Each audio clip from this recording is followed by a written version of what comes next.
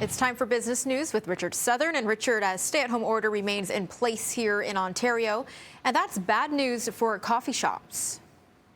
Yeah, I mean, we've been following this for a while. I mean, it's obviously the case that if you're not going to work in the morning outside of the house, then you're not stopping for a coffee. And that continued to be true, Melissa, for Tim Hortons. It today reported its earnings for the past 3 months. And, well, sure enough, sales were down 4.9% year on year for Timmy's through the first 3 months of this year. And yes, the company says the ongoing stay-at-home order contributing very much to that downturn in sales. I had a chance today to talk to Duncan Fulton, the chief corporate officer at Timmy's.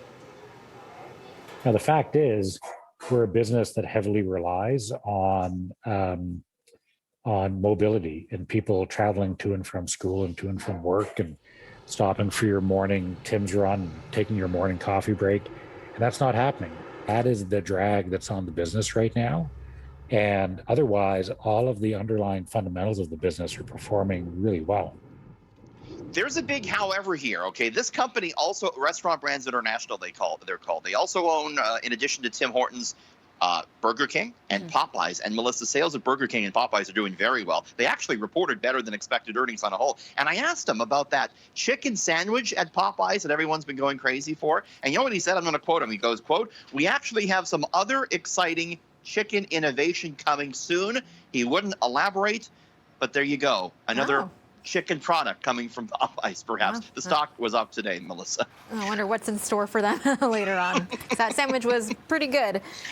Now, remember when you had to actually talk on the phone to order a pizza? Well, it appears those days are now numbered. Pizza, hold the line. Remember that? When was the last? Do you still order pizza on the phone? Like, when was the last time you ordered on the phone?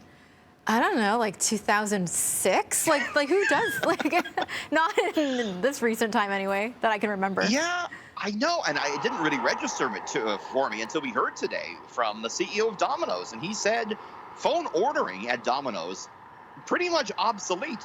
He says more than 75% of sales now come through digital channels. That, of course, up from before the pandemic. He also said Domino's is going to expand its stores, and it's looking at new technology. In fact, in Houston, Texas, they're testing out an autonomous pizza delivery vehicle. Domino's stock has been a big winner. It was higher again today. That's the last thing I need, Melissa. An easier way for pizza to get into my mouth. You know what I'm saying? No, I totally hear you. You got to stop it with that one now.